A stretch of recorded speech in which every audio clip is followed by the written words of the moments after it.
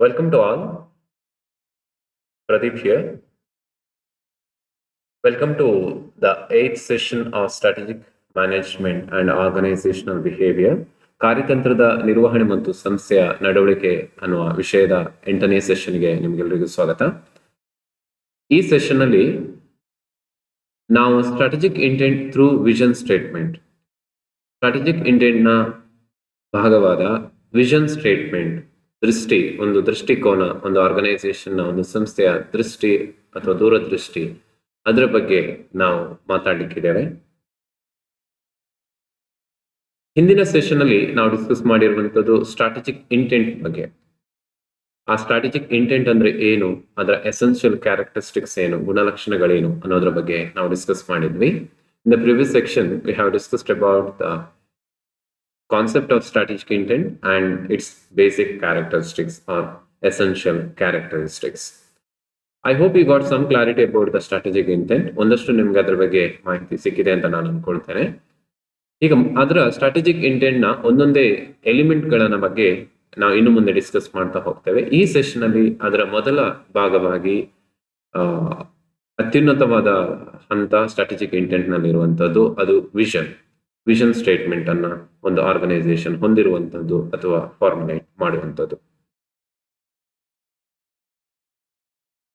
ದೃಷ್ಟಿ, ನಮ್ಗೆಲ್ರಿಗೂ ದೃಷ್ಟಿ ಇದೆ. ಅದರಿಂದ ನಾವು ಒಂದಷ್ಟು ಬಾಹ್ಯ ವಸ್ತುಗಳನ್ನು ನೋಡ್ತೇವೆ. We all see through our vision.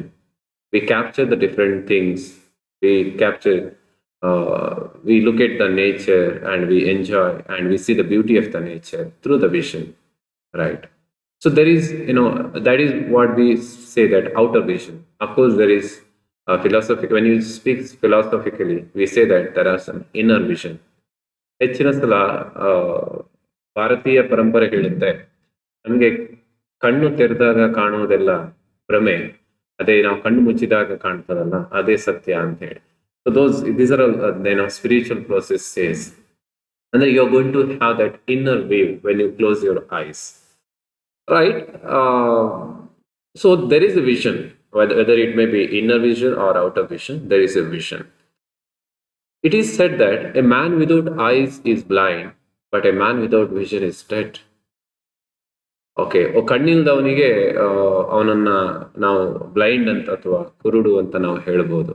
ಅದೇ ರೀತಿ ಈ ವಿಷನ್, ಒಂದು ದೃಷ್ಟಿಕೋನ, ಇಲ್ಲಿ ಆ ದೃಷ್ಟಿ ಮಾತ್ರ ಅಲ್ಲ, ದೃಷ್ಟಿಕೋನ ಅಥವಾ ದೂರದೃಷ್ಟಿ ಅಂತ ನಾವೇನು ಹೇಳ್ತೇವೆ, ಅದು ಇಲ್ದಿದ್ದವರಿಗೆ ನಾವು ಅವರನ್ನ ಡೆಡ್ ಅಂತ ಕನ್ಸಿಡರ್ ಮಾಡ್ತೇವೆ. ಯಾಕಂತ ಹೇಳಿದ್ರೆ ಯಾವಾಗ ನಮಗೊಂದು ದೂರದೃಷ್ಟಿ ಇರೋದಿಲ್ಲ, ನಾವು ಬದುಕಿರ್ತೇವೆ ಅನ್ನೋದಕ್ಕೆ ನಾವು ಪುರಾವೆನೇ ಇರೋದಿಲ್ಲ ಅಂತ ಹೇಳಿ ದ ಫಿಲಾಸಫರ್ ಹೇಳ್ತಾರೆ. Because we are not alive, we are not living ಅಂತ ಹೇಳಿ ಅರ್ಥ. ಹಾಗಾದ್ರೆ ವಿಷನ್ ಸ್ಟೇಟ್ಮೆಂಟ್ ಅಂದ್ರೆ ಏನು, ವಾಟ್ ಈಸ್ ವಿಷನ್ ಅಂತ ನೀವು ನೋಡ್ತಾ ಹೋದ್ರೆ, vision is nothing but what do we want to become. ನಾವು ಏನ್ ಆಗ್ಬೇಕಂತ ಅನ್ಕೊಂಡಿದ್ದೇವೆ ಅದೇ ವಿಷನ್. ಅದೇ ರೀತಿ ಒಂದು ಕಂಪನಿಗೆ ಸಂಬಂಧಪಟ್ಟ ಹಾಗೆ ಕಂಪನಿ ವಿಷನ್ ಅಂದ್ರೆ ಹೇಗೆ ಅದು ಫ್ಯೂಚರ್ ಅಲ್ಲಿ ಒಂದು ಸಕ್ಸಸ್ಫುಲ್ ಆರ್ಗನೈಸೇಷನ್ ಆಗಿ ಅಥವಾ ದೊಡ್ಡ ಮಲ್ಟಿ ನ್ಯಾಷನಲ್ ಕಂಪನಿ ಆಗಿ ಅಥವಾ ಟ್ರಾನ್ಸ್ನ್ಯಾಷನಲ್ ಕಂಪನಿ ಆಗಿ ಗ್ಲೋಬಲ್ ಕಂಪನಿ ಆಗಿ ಹೇಗೆ ಬೆಳಿಬೇಕಂತ ಅನ್ಕೊಂಡಿದೆ ಅದನ್ನ ಹೇಳುವಂಥದ್ದು vision statement. What do we want to become, where you want to reach, ನೀವು ಎಲ್ಲಿಗೆ ತಲುಪಬೇಕು. So what is your ultimate life goal, ನಾವು ಕೆಲವು ಸಲ ಅದನ್ನ ಗೋಲ್ ಅಂತ ಹೇಳ್ತೇವೆ, ಲೈಫ್ ಗೋಲ್ ಅಂತ ಹೇಳಿ. ಅದೇ ವಿಷನ್, ಒಂದು ಬದುಕಿಗೊಂದು ದೂರದೃಷ್ಟಿ ಇರುತ್ತಲ್ವಾ. ಹೀಗೆ ನಾನು after 15 years, after 20 years, for example you may have the idea after completing the 15 years I want to be I want find myself as a top management thinker, or you may consider that a top management official in any company. So that is why we say that it is talk about the future. ಅದು ದೂರದೃಷ್ಟಿ ಅಂತ ಹೇಳುವ ಇದರಲ್ಲಿ ದೃಷ್ಟಿ ಹೇಳಿಕೆ ಅಂತ ನಾವು ಹೇಳ್ತೇವೆ. It says what you want to become right in future after 10 years or after 15 years. After 10 years or 15 years ಆದ ನಂತರ ಅಥವಾ 20 years ಆದ ನಂತರ ನೀವು ನಿಮ್ಮನ್ನ ಯಾವ ಹಂತದಲ್ಲಿ, ಯಾವ ಎತ್ತರದಲ್ಲಿ ನೋಡ್ಲಿಕ್ಕೆ ಇಷ್ಟಪಡ್ತೀರಿ. ಅದೇ ರೀತಿ ಒಂದು ಕಂಪ್ನಿಗೆ ಬಂದಾಗ ಆ ಕಂಪನಿ ತನ್ನನ್ನ ಎಲ್ಲಿ ನೋಡ್ಬೇಕು ಅಥವಾ ಯಾವ ಎತ್ತರದಲ್ಲಿ ನೋಡ್ಬೇಕಂತ ಬಯಸುತ್ತೆ, ಅದಕ್ಕೊಂದು ಸ್ಟೇಟ್ಮೆಂಟ್ ಅನ್ನ ಹಾಕುವಂಥದ್ದು, ಅದನ್ನು ಹೇಳುವಂಥದ್ದು ನಾವು ವಿಷನ್ ಸ್ಟೇಟ್ಮೆಂಟ್ ಅಂತ ಹೇಳ್ತೇವೆ. We had great visionaries. ನಮ್ಮಲ್ಲಿ ದೂರದೃಷ್ಟಿ ಇದ್ದಂತಹ ಸಾಕಷ್ಟು ಜನ ಬಂದು ಹೋಗಿದ್ದಾರೆ. ಇವತ್ತು ಇಂಡಿಯಾ ಇಷ್ಟೊಂದು ಈ ಲೆವೆಲ್ ಅಲ್ಲಿ ಅಭಿವೃದ್ಧಿ ಹೊಂದ್ತಾ ಇದೆ, ಈ ಹಂತಕ್ಕೆ ಬಂದಿದೆ ಅಂತ ಹೇಳಿದ್ರೆ there are lot of visionaries and their contribution behind this. So I have taken the few visionaries of India and even the world.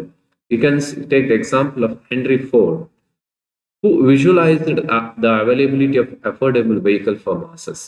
Before the Ford company introduced its car to the market, the cars are not very affordable. ಅಂದ್ರೆ Ford company ಕಾರನ್ನ manufacture ಮಾಡೋ ಮುಂಚೆ ಕಾರ್ಗಳು ತುಂಬಾ costly ಆಗಿತ್ತು. ಅದು luxury ಅಥವಾ ದೊಡ್ಡ ದೊಡ್ಡ ಜಮೀನ್ದಾರಿಗೆ ಮಾತ್ರ ಸಿಗ್ತಾ ಇತ್ತು. ಮಧ್ಯಮ ವರ್ಗದವರಿಗೆ ಅದನ್ನ ಪರ್ಚೇಸ್ ಮಾಡ್ಲಿಕ್ಕೆ ಆಗ್ತಾ ಇಲ್ಲ, ಅಥವಾ ಒಬ್ಬ ಸಾಮಾನ್ಯ ವರ್ಗದವರಿಗೆ. ಬಟ್ ಹೆನ್ರಿ ಫೋರ್ಡ್ ಡ್ರೆಮ್ಟ್, ಅವರೊಂದು ವಿಷನ್ ಏನಿತ್ತು ಅಂತ ಹೇಳಿದ್ರೆ, ತುಂಬಾ ಕಡಿಮೆ ವೆಚ್ಚಕ್ಕೆ ಒಂದು ಕಾರನ್ನು ನಾನು ಜನರಿಗೆ ಕೊಡಬೇಕು. I should produce the most affordable cars. So that is and he succeeded in that. So ಆ ರೀತಿ ಹೇಳುವಂತ ಅಫೋರ್ಡೆಬಲ್ ಅಂತ ಕಾರನ್ನು ಜನರಿಗೆ ಕೊಡಬೇಕು ಅಂತ ಹೇಳುವಂತದ್ದು. So that type of statement ಗಳನ್ನ, ಕನಸು ಕಾಣೋದು, ಅದನ್ನ ನಾವು ಕನಸು ಅಂತಲೇ ಕರೀಬಹುದು ಅಲ್ಲಿ, ಡ್ರೀಮ್ ಅಂತಾನೆ. But it's quite related both. And then dream ಅನ್ನೋದು ಕೆಲವು ಸಲ ಅದು ಪ್ರಾಕ್ಟಿಕಲ್ ಆಗಿರೋದಿಲ್ಲ, but vision should be a practical one. ಅದೇ ರೀತಿ ನಿಮ್ಗೆ you all know about the Nano car. ಹೇಗೆ ರತನ್ ಟಾಟಾ ಅವರು ಕನಸು ಕಂಡು ಯಾವುದೋ ಒಂದು ಕತೆ ಅಲ್ಲಿಯ ದೃಷ್ಟಾಂತದಿಂದ, ಯಾವುದೋ ಒಂದು ಸಿಚುವೇಶನ್ ಇನ್ಸ್ಪೈರ್ಗೊಂಡು ನಾನು ಕೂಡ ಒಂದು ಮಧ್ಯಮ ವರ್ಗದವರಿಗೆ ಕಾರನ್ನು ಕೊಡಬೇಕು ಅನ್ನೋದ್ರಲ್ಲಿ, ಕಡಿಮೆ ಕಾಸ್ಟ್ ಅಲ್ಲಿ 1,30,30,000 ಆ ರೇಂಜ್ ಅಲ್ಲಿ ಕಾರನ್ನು ಪ್ರೊಡ್ಯೂಸ್ ಮಾಡಬೇಕು. Initially he thought of providing the car for 1,00,000 rupees. But whatever may be the result of that, in the sense market ಅಲ್ಲಿ ಅದು ಅಷ್ಟಾಗಿ ಕ್ಲಿಕ್ ಆಗದೆ ಇರ್ಬೋದು. ಅದಕ್ಕೆ ಬೇರೆ ಬೇರೆ ಅದರ್ ಕಾರಣ, ಬೇರೆ ಬೇರೆ ಕಾರಣಗಳಿದಿರ್ಬೋದು. There may be so many other reasons for that. But they had the vision of giving something to this society. ಅದೇ ರೀತಿ you can take the example of Jamshedji Tata. He dreamt of self-reliant India in steel making. ಅವರು ಮತ್ತೆ ವಿವೇಕಾನಂದರು ಒಂದೇ ಹಡಗಲ್ಲಿ ಹೋಗ್ತಾ ಇರ್ತಾರೆ. ಆಗ ವಿವೇಕಾನಂದರು ಜಮ್ಶೆಡ್ಜಿ ಟಾಟಾ ಅವ್ರ ಹತ್ರ ಇಂಟ್ರಾಕ್ಷನ್ ಮಾಡ್ತಾ ಹೇಳ್ತಾರೆ, ನೀವು ಫಾರಿನಿಂದ ಬರೀ ಮೆಷಿನ್ಗಳನ್ನ ಅಥವಾ ಬೇರೆ ಬೇರೆ ಸೊಫಿಸ್ಟಿಕೇಟೆಡ್ ತಂತ್ರಜ್ಞಾನವನ್ನು ಮಾತ್ರ ತರೋದಲ್ಲ, ಭಾರತದಲ್ಲಿ ಕೂಡ ಮೂಲವಾದಂತಹ ರಿಸರ್ಚ್ ಅನ್ನ ಅಥವಾ ಮೂಲ ವಿಜ್ಞಾನವನ್ನ ಭಾರತದಲ್ಲೇ ನೀವು ಬೆಳೆಸ್ಬೇಕು ಅನ್ನುವಂತ ಒಂದು ಚರ್ಚೆ ನೀವು ಇತಿಹಾಸದ ಪುಟಗಳನ್ನು ನೋಡಿದಾಗ ನಿಮ್ಗೆ ಗೊತ್ತಾಗುತ್ತೆ, ವಿವೇಕಾನಂದ ಮತ್ತು ಜಮ್ಶೆಡ್ಜಿ ಟಾಟಾ ಅವರ ನಡುವೆ ನಡೆದಿತ್ತು ಅಂತ ಹೇಳಿ. And he is a visionary who started, even today we have the Tata companies, one of the Nobel, I should say, most respected company in the business world. And it had his four founders, that is like Jamshedji Tata, who is very ethical man and had a strong vision of establishing a good steel company. And now we can see that Tata Steel we have, and still it is operating, and it is doing good business.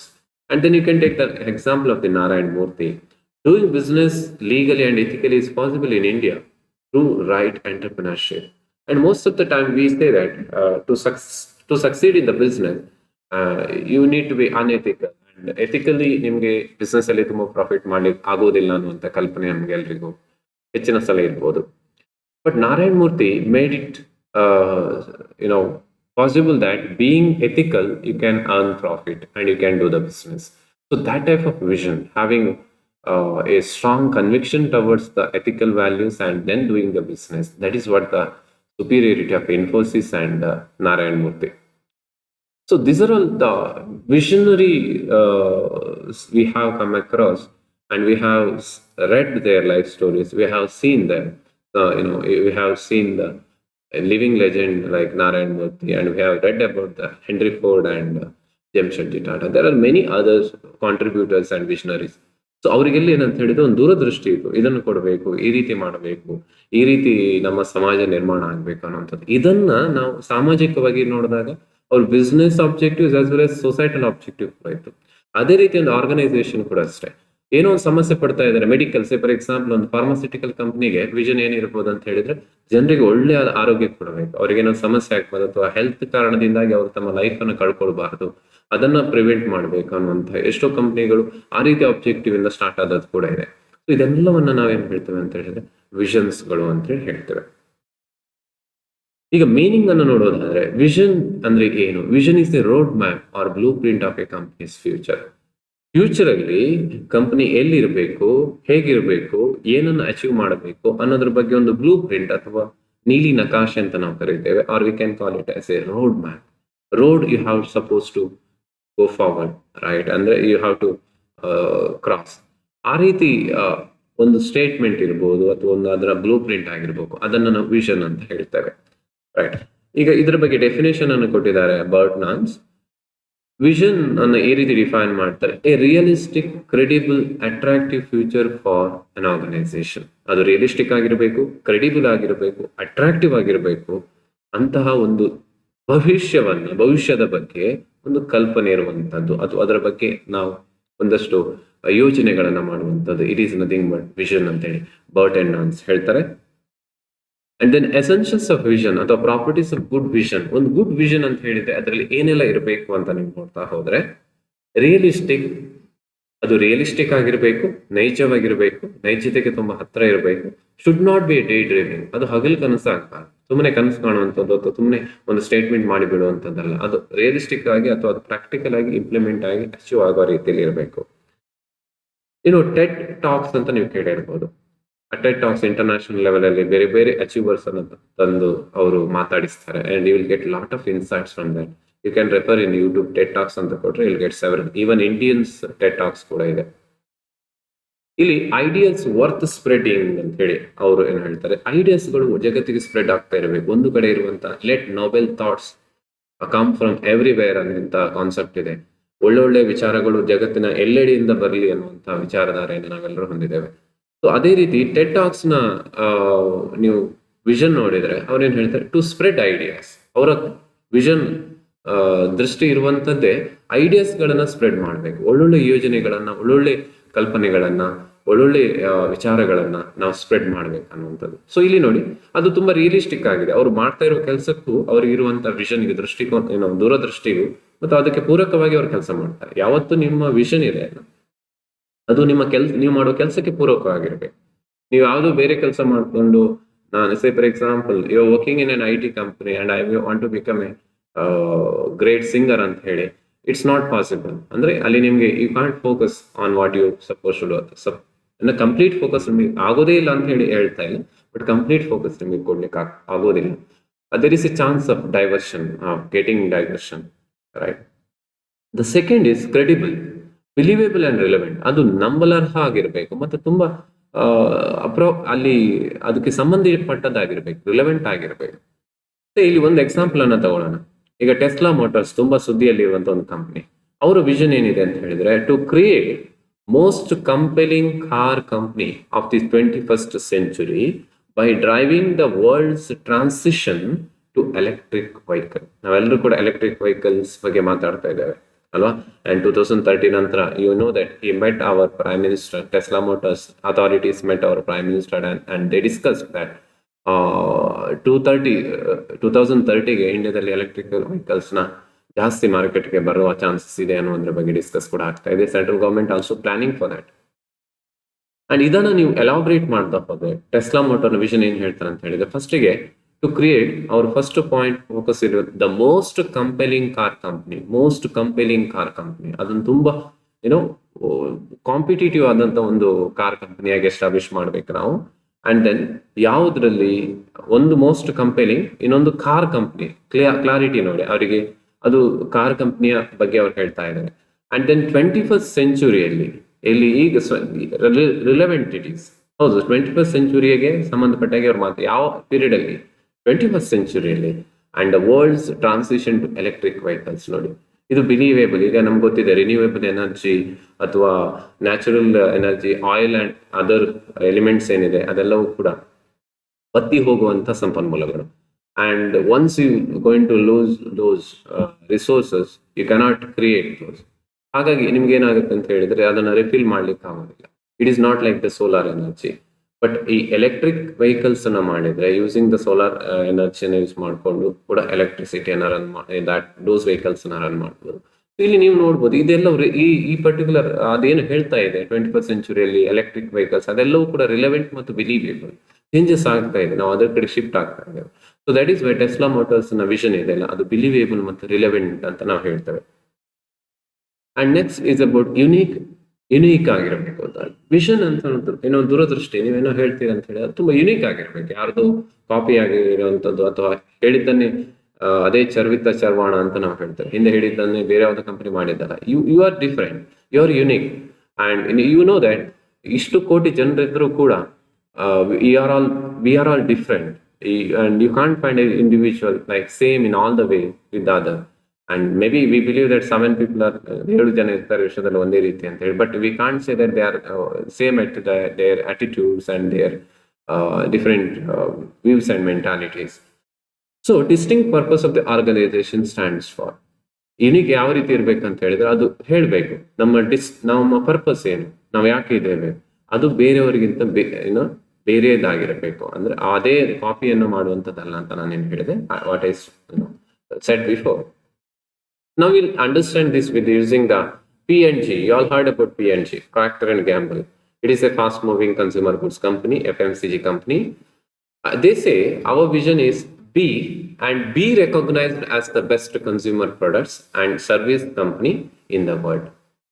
B ಅಂತ ಹೇಳಿದ್ರೆ ನಾವು ಹಾಗೆ ಆಗಿರೋದು, best company ಆಗಿರೋದು ಮತ್ತು recognise ಮತ್ತೆ ಹಾಗೇ recognise ಆಗುತ್ತೆ, ಒಳ್ಳೆಯವರಾಗಿರೋದು ಮತ್ತು ಒಳ್ಳೆಯವರಾಗಿ ರೆಕಗ್ನೈಸ್ ಆಗುತ್ತೆ. So best consumer products and service company in the world. ಅವ್ರು ಡಿಸ್ಟಿಂಕ್ಟಿವ್ ಆಗಿ ನಾವು ರೆಕಗ್ನೈಸ್ ಅಂತ ಹೇಳಿದ್ರೆ ಬೆಸ್ಟ್ ಕಂಪನಿಯಾಗಿ ರೆಕಗ್ನೈಸ್ ಆಗಬೇಕು. So that we say that we are distinctive purpose. ನಮ್ಮದು ಪರ್ಪಸ್ ಏನಿದೆ ಕನ್ಸ್ಯೂಮರ್ ಸರ್ವಿಸ್, ನಾವು ಬೇರೆಯವ್ರ ಹಾಗಲ್ಲ, ಬೇರೆ ಕಂಪನಿ ತರ ಅಲ್ಲ ಅಂತೇಳಿ. ಅಂಡ್ ಅಲ್ಲಿ ಹೇಳ್ತಾರೆ ಏನು, ಅದನ್ನ ನೀವು ಫರ್ದರ್ ಅರ್ಥ ಮಾಡ್ಕೊಳ್ತಾ ಹೋದ್ರೆ ಅವ್ರು ಒಂದು ಪಾಯಿಂಟ್ ಹೇಳುವಂಥದ್ದು ಬಿ ರೆಕಗ್ನೈಸ್ಡ್, ಒಳ್ಳೆಯವರಾಗಿರುವಂಥದ್ದು, ಒಳ್ಳೆ ಕಂಪನಿ ಆಗಿರುವಂಥದ್ದು ಮತ್ತು ಒಳ್ಳೆ ಕಂಪನಿಯಾಗಿ ರೆಕಗ್ನೈಸ್ ಆಗುವಂಥದ್ದು best consumer products and service. ನಾವು ಬೆಸ್ಟ್ ಕನ್ಸ್ಯೂಮರ್ಗೆ ಬೆಸ್ಟ್ ಪ್ರಾಡಕ್ಟ್ ಅನ್ನು ಕೊಡಬೇಕು, ಬೆಸ್ಟ್ ಸರ್ವಿಸ್ ಅನ್ನು ಕೊಡಬೇಕು ಅಂತೇಳಿ. And company in the world saying that ನಾವು ಯಾವುದೋ ಒಂದು ಪರ್ಟಿಕ್ಯುಲರ್ ಸ್ಟೇಟಿಗೋ ಪರ್ಟಿಕ್ಯುಲರ್ ಕಂಟ್ರಿಗೋ ಅಲ್ಲ, we want to become the company of the world. ನಾವು ಒಂದು ಗ್ಲೋಬಲ್ ಕಂಪನಿ ಆಗಬೇಕು ಅಂತ. Say they are differentiating. We are not like the other fast moving consumer goods companies. We are different, we are distinct, we have the distinct purpose in the business. Next is about attractive vision statement ಇದೆ ಅಲ್ಲ, ಒಂದು attractive ಆಗಿರ್ಬೇಕು. ಅದು ಸುಮ್ಮನೆ ನೀರಸವಾಗಿರಬಾರ್ದು. ಏನೋ ಕೆಲವು ಸಲ ನಾವು ಹೇಳ್ತೇವೆ ಈ ಬಿಸ್ನೆಸ್ ಅಲ್ಲಿ ಪಂಚ್ ಲೈನ್ ಅಂತ ಇರುತ್ತೆ. ಈಗ ಬಿಗ್ ಬಜಾರ್ ಅಂತ ನೋಡ್ತಾ ಹೋದ್ರೆ ಇಸ್ಕೆ ಸಸ್ತೆ ಅವ್ರ ಅಚ್ಚ ಕಹಿ ನಹೀ ಮಿಲೇಗಾ ಅಂತ ಹೇಳಿ. ಸೊ ಅದೇ ರೀತಿ like you are going to find different tag lines ಅಂತ ಹೇಳಿ. ಈಗ ಏರ್ಟೆಲ್ ಇದೆ ಎಕ್ಸ್ಪ್ರೆಸ್ ಯುವರ್ ಸೆಲ್ಫ್ ಅಂತ ಹೇಳುವಂಥದ್ದು. ಅಂಡ್ ಮೊದಲು ನೋಕಿಯಾ ಇತ್ತು ಕನೆಕ್ಟಿಂಗ್ ಪೀಪಲ್, ಅಂಡ್ BSNL ಇದೆ connecting India. And you know that this are all very very catchy tag lines ಅನ್ನೆಲ್ಲ ಕೊಡ್ತಾ ಹೋಗ್ತಾರೆ. ಅದೇ ರೀತಿ ಈ ಸ್ಟೇಟ್ಮೆಂಟ್ ಅನ್ನುವಂಥದ್ದು vision it should be very innovative and it motivates. ಅದೊಂದು ಅಟ್ರಾಕ್ಟಿವ್ ಆಗಿರಬೇಕು ಅಂಡ್ ಇನ್ಸ್ಪೈರ್ ಮಾಡಬೇಕು ಆರ್ಗನೈಸೇಷನ್ ಮೆಂಬರ್ಸ್. ಅವರಿಗೆ ಅಲ್ಲಿ ಹೇಳಿದಾಗ ಏನೋ ಒಂದ್ ಕಡೆ ಏನೋ ಹೇಳ್ತಾ ಇಲ್ವಾ, ಮೈ ಜುಮ್ ಎನ್ನಿಸುವ ರೀತಿ ಆ ಸ್ಟೇಟ್ಮೆಂಟ್ಗಳು ಇರಬೇಕು ಅಂತ ಹೇಳಿ. ಅಂದ್ರೆ ಅದೆಲ್ಲ ಒಂದ್ ಕಡೆ ಏನೋ ಹೇಳ್ಬೇಕು. It should motivate. ಎಸ್, ಅದ್ರ ಕಡೆಗೆ ನಾವು ಹೋಗ್ಬೇಕು, ನಮ್ಮ ಕಂಪ್ನಿ ಕೆಲಸ ಮಾಡಬೇಕು, ಅಲ್ಲಿರುವಂತ ಎಂಪ್ಲಾಯೀಸ್ ಅನಿಸ್ಬೇಕು, ಎಸ್ ನಮ್ಮ ಕಂಪ್ನಿಗೆ ಈ ವಿಷನ್ ಇದೆ, ನಾವು ಅದರ ಕಡೆ ಕೆಲಸ ಮಾಡಬೇಕು. ಆ vision, that is why most of the companies going to have and most of the institutions going to have their vision statement at their entrance. ಅದನ್ನ ಪ್ರತಿದಿನ ಎಂಪ್ಲಾಯ್ ನೋಡ್ತಾ ಹೋದಾಗ ಏನು subconsciously he is going to develop some positive energy towards that ಅಥವಾ an intention towards achieving that. ಈಗ Amazon ನ vision ನೋಡಿದ್ರೆ ಅವ್ರು ಹೇಳ್ತಾರೆ to be Earth's most customer centric company where customers can find and discover anything they might want to buy online. ಅದನ್ನು further ಅರ್ಥ ಮಾಡ್ಕೊಳ್ತಾ ಹೋದ್ರೆ ಅವ್ರು ಏನ್ ಹೇಳ್ತಾರೆ ಅಂತ ಹೇಳಿದ್ರೆ to be Earth's most customer centric Earth global reach. Earth ಅಂತ ಹೇಳಿದ್ರೆ ಈ ಭೂಮಿಯ ಜಗತ್ತಿನ ಅಂತ ಹೇಳಿದ್ರೆ ಗ್ಲೋಬಲ್ ರೀಚ್. ಇವರು ಕೂಡ ಮಾತಾಡ್ತಾರೆ ಅಂತ ಹೇಳಿದ್ರೆ we are a global, want to be a global company. Of course they are global company. And most customer centric ಅಂದ್ರೆ customer we know that customer is consider to be call. Customer ನ ಕೇಂದ್ರವಾಗಿ ಇಟ್ಕೊಂಡು ಅವರ ಅಗತ್ಯತೆಗಳನ್ನ ಪೂರೈಸುವಂತ company. Where customers can find and discover anything they might want to buy online. You know that today online ಇಂಡಿಯಾದಲ್ಲಿ ಕೂಡ ಹೇಗೆ ಸ್ಪ್ರೆಡ್ ಆಗ್ತಾ ಇದೆ. ಡ್ಯೂರಿಂಗ್ ದ ಲಾಕ್ಡೌನ್ ಅಲ್ಲೂ ಮತ್ತು ಕೂಡ ಆನ್ಲೈನ್ ಬಿಸ್ನೆಸ್ ಜಾಸ್ತಿ ಆಗಿರುವಂತದ್ದು. Because it's an alternative. ಅಲ್ಲಿ ಅಫ್ಕೋರ್ಸ್ ನಮ್ಮ ರಿಟೇಲ್ ಚೈನ್ ಒಂದಷ್ಟು ಡಿಸ್ಟರ್ಬ್ ಆಗಿದೆ, ಆಫ್ಲೈನ್ ಟ್ರೇಡ್ ಅನ್ನುವಂಥದ್ದು. But you know that Flipkart ಇರ್ಬೋದು, ಅಮೆಝಾನ್ ಇರ್ಬೋದು, ಹೇಗೆ ಫ್ಲಿಪ್ಕಾರ್ಟ್ ಮತ್ತು ಅಮೆಝಾನ್ಗಳು ಕಾಂಪೀಟ್ ಮಾಡ್ತಾ ಇದ್ದಾರೆ ಬಿಗ್ ಬಿಲಿಯನ್ ಡೇಸ್ ಅಂತ ಆಫರ್ ಕೊಡುವಂಥದ್ದು. And few years back nobody thought that online business will click or work in India, because Indians purchasing behaviour ಬೇರೆ ಇರುತ್ತೆ. ಅವರು ಅದನ್ನ ಪ್ರಿಫರ್ ಮಾಡೋದಿಲ್ಲ. They have the close contact with the sellers ಅಂತ ಹೇಳಿ. But it was went wrong, and today we also adjusted our self and we also find it convenient to purchase online. So ಈ ರೀತಿ ಅವರು, because ಇದು ಸಾಧ್ಯ ಆಗಿರುವಂತದ್ದು service provided by the online sellers. Online sellers ನಿಮಗೆ cash on ಡೆಲಿವರಿಯನ್ನು Flipkart for the first time introduce ಮಾಡುತ್ತೆ. ನೀವು ಹಣ ಮತ್ತೆ ಕೊಡಿ, ಬಿಲ್ ಮತ್ತೆ ಕೊಡಿ, ಫಸ್ಟ್ ಪ್ರಾಡಕ್ಟ್ ಆರ್ಡರ್ ಮಾಡಿ ನಿಮ್ಮ ಹತ್ರ ಬಂದಾಗ ಕೊಡಿ. So it create some trust. ಈ ರೀತಿ ಕ್ರಿಯೇಟ್ ಆಯ್ತು ಫ್ಲಿಪ್ಕಾರ್ಟ್. ಅದೇ ರೀತಿ ಅಮೆಝಾನ್ ಕೂಡ ಮಾಡುತ್ತೆ, ಅಲ್ಲಿ ಕ್ಯಾಶ್ ಆನ್ ಡೆಲಿವರಿ ಅಂತ ಇದೆ. ಅದೇ ನೀವು ಪ್ರಾಡಕ್ಟ್ ಬೇಡ ಅಂತಂದ್ರೆ ಹಿಂದೆ ಕೊಡ್ಬೋದು. It shows that they are very customer centric. ಕಸ್ಟಮರ್ಗೆ ತುಂಬಾ ಕನ್ವೀನಿಯಂಟ್ ಆಗುವ ಅಥವಾ ಕಂಫರ್ಟೇಬಲ್ ಆಗುವಂತ ರೀತಿಯಲ್ಲಿ they are doing the business.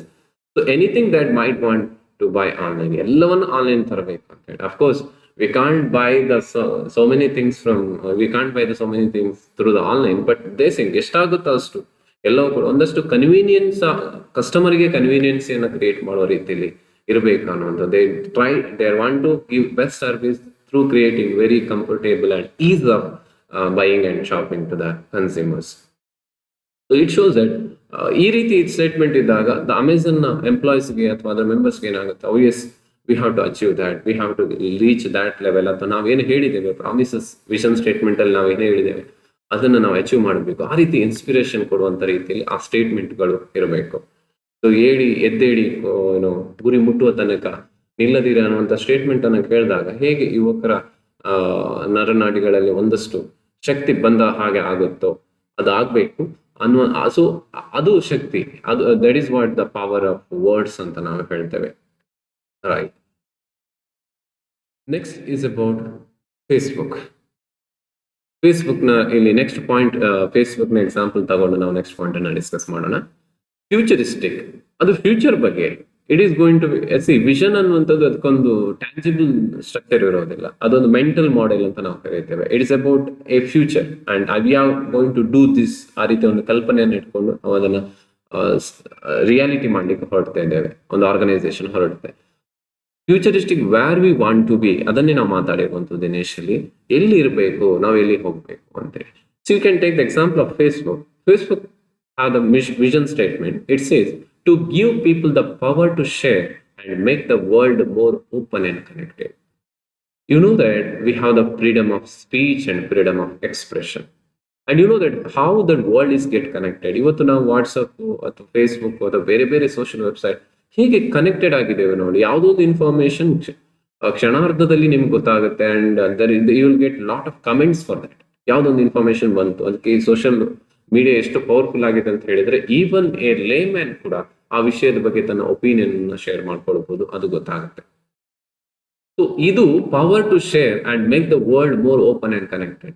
S, let us, ಯಾವುದೊಂದು ವಿಷಯ ಬಂತು, ಯಾವುದೊಂದು ಕೋರ್ಟ್ ಆರ್ಡರ್ ಬಂತು, ಯಾವುದೋ ಒಂದು ಘಟನೆ ನಡೆಯಿತು, ಅದರ ಬಗ್ಗೆ ಅದನ್ನ ಖುದ್ದಾಗಿ ಟ್ರಾನ್ಸ್ಪರೆಂಟ್ ಆಗಿ ಸೋಷಿಯಲ್ ಮೀಡಿಯಾದಲ್ಲಿ ಜನರಿಗೆ ಬಿಡಿ, ಜನರು ಏನು ಹೇಳ್ತಾರೆ ಅದರವನ್ನ ಕೇಳೋಣ ಅನ್ನುವಂಥದ್ದು. ಈ ರೀತಿ ಪಬ್ಲಿಕ್ ಅಡ್ಮಿನಿಸ್ಟ್ರೇಷನ್ ಕೂಡ, ಸಾರ್ವಜನಿಕ ಆಡಳಿತ ಕೂಡ, it is get influenced by the social media, because what it actually, the social media most of the time reflects what the people are feeling and what is their feelings. Maybe sometimes it may be misused or trolling something and the immature act ಅನ್ನ ಕೆಲವು ಸಲ ನಾವು ಕಾಣಬಹುದು. But still it is a forum or it is a platform to share our views.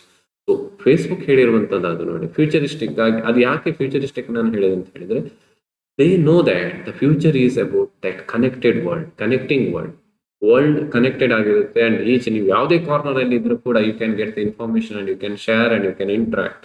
So you need a platform. ಅದು Facebook ಗೊತ್ತಿತ್ತು. That is why it had some future orientation and it created this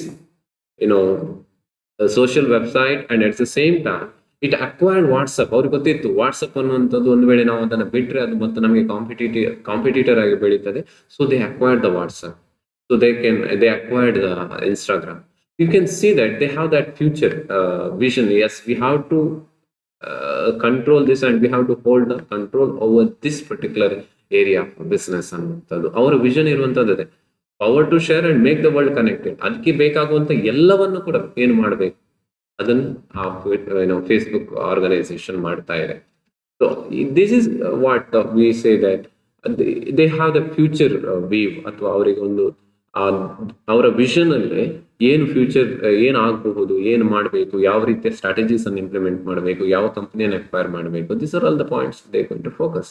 so that is why the vision statement of the Facebook is a futuristic. ಅಂದ್ರೆ future ಬಗ್ಗೆ ತುಂಬಾ careful ಆಗಿ ಅವರು analyse ಮಾಡ್ತಾ ಇರ್ತಾರೆ ಅಂತ ಹೇಳಿ ಹೇಳ್ಬೋದು. And next is about Disney. And sixth, appropriate. The vision statement must be appropriate. ಅದು consistent with the organisational values and culture. ಸುಮ್ಮನೆ ಒಂದು ಸ್ಟೇಟ್ಮೆಂಟ್ ಅಥವಾ ತುಂಬಾ ಚೆನ್ನಾಗಿದೆ, ಒಳ್ಳೆ statement, tag line, punch line ಅಥವಾ ಪಂಚ್ ಡೈಲಾಗ್ ಅಂತ ನಾವು ಹೇಳ್ತೇವೆ, ಆ ರೀತಿ ಸ್ಟೇಟ್ಮೆಂಟ್ ಮಾಡೋದಲ್ಲ. ಇಟ್ ಶುಡ್ ಬಿ ರಿಲೆವೆಂಟ್ ಅಂತ ನಾವು ಡಿಸ್ಕಸ್ ಮಾಡಿದ್ವಿ. ಅದೇ ರೀತಿ consistent with the organisation values and culture.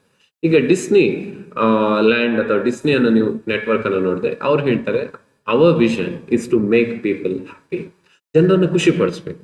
So ಅಲ್ಲಿ ನೋಡ್ಬೋದು ನೀವು ಡಿಸ್ನಿ ಲ್ಯಾಂಡ್ ಅಂತ ಇದೆ, ಅವರು ಐ ಲೈಕ್ ಸೋ ಮೆನಿ ಅವ್ರದ್ದು like if U C the Disney land details ಅಲ್ಲಿ ಒಂದು ಹೊಸ ಜಗತ್ತನ್ನು ಕ್ರಿಯೇಟ್ ಮಾಡಿ ಜನರಿಗೆ ಹೊಸ ಎಕ್ಸ್ಪೀರಿಯನ್ಸ್ ಅನ್ನು ಕೊಡುವಂತ ಫ್ಯಾಂಟಸಿ ಪಾರ್ಕ್ಗಳನ್ನು ಕ್ರಿಯೇಟ್ ಮಾಡುವಂಥದ್ದು. And they have the movie network, they have television network. So this all the event, they are in entertainment field, I should say. So all that towards to making people happy. Adella effort, all that efforts are moving towards making people happy. So it shows ಅವರ ಉದ್ದೇಶ ಕೂಡ ಅದೇ, ಅವ್ರು ಮಾಡ್ತಾ ಇರೋದು ಅದೇ, ಮತ್ತು ಅದು ಅವರ ಆರ್ಗನೈಸೇಷನ್ ವ್ಯಾಲ್ಯೂ ಅಂಡ್ ಕಲ್ಚರ್ ಕೂಡ ಅದೇ. ಯಾಕಂತ ಹೇಳಿದ್ರೆ ಜನರನ್ನು ಖುಷಿಯಾಗಿ ಇಡಬೇಕು.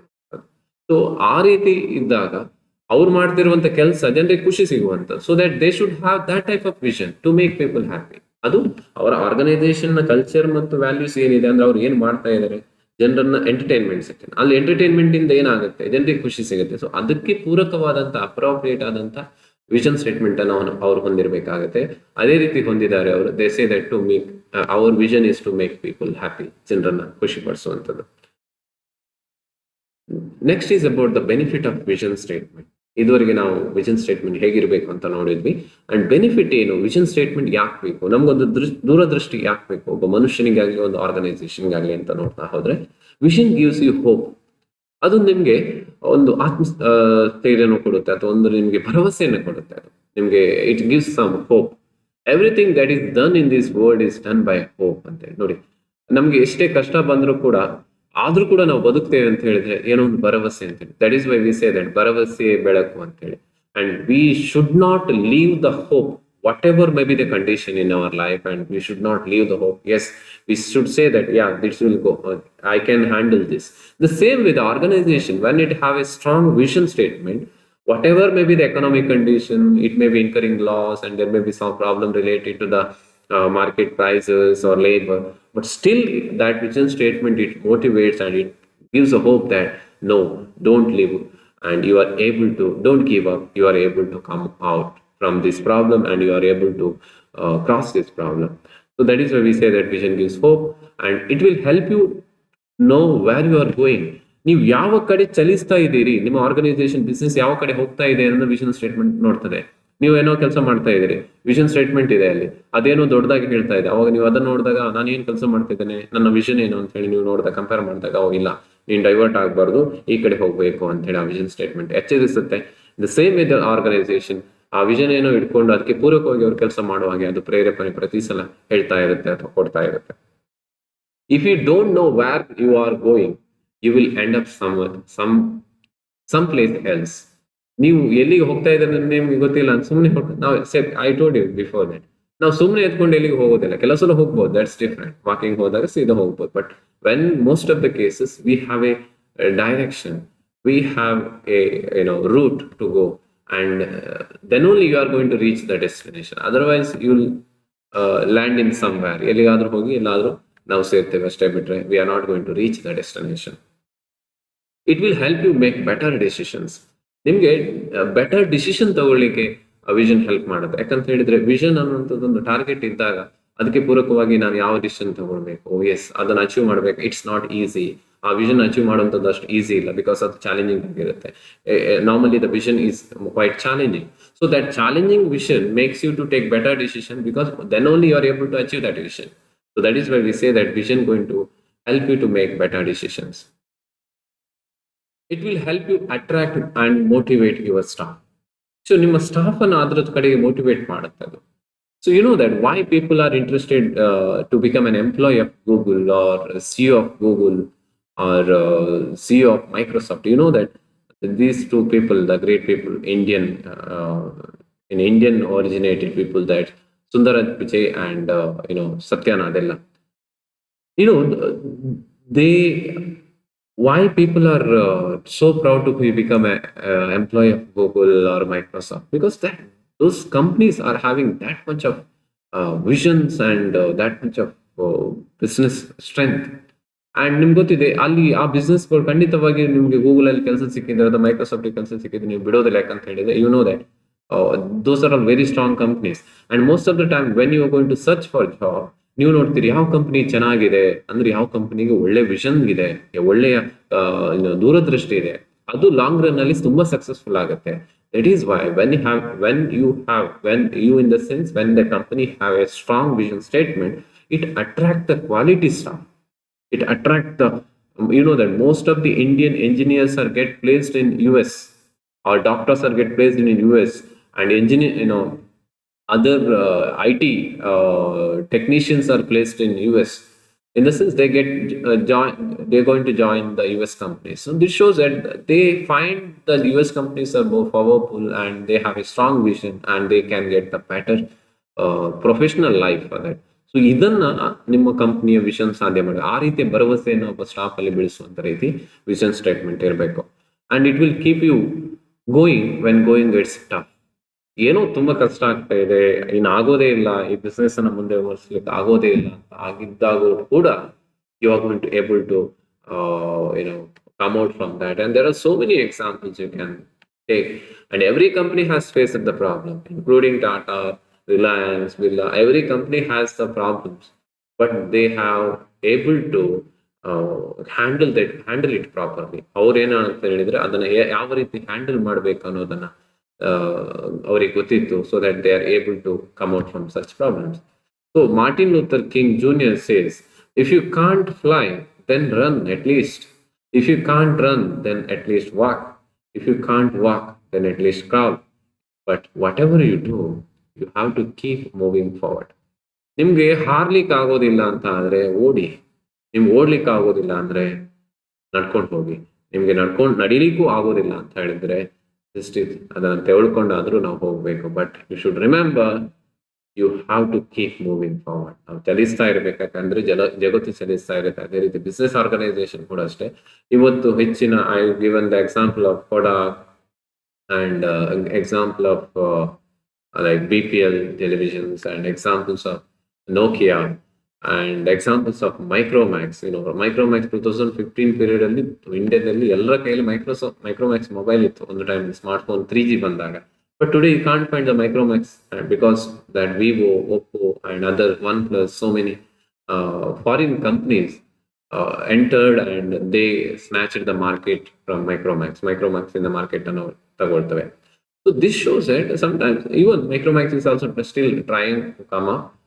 Of course, there are problems in the business, but a vision annuvantaddu always make you to no, it is not the end. It is another beginning. Let's start do the business. Let's create, innovate, do the research. So this type of ಒಂದು powerful boost ಅನ್ನ ಅದು ಕೊಡ್ತಾ ಇರಬೇಕು. It will keep you going when the going gets tough. So that ಇದು vision benefit ಆಗಿದೆ, ಅದು ಆ ರೀತಿಯ ಬೂಸ್ಟ್ ಅನ್ನು ಕೊಡ್ತಾ ಇರುತ್ತೆ.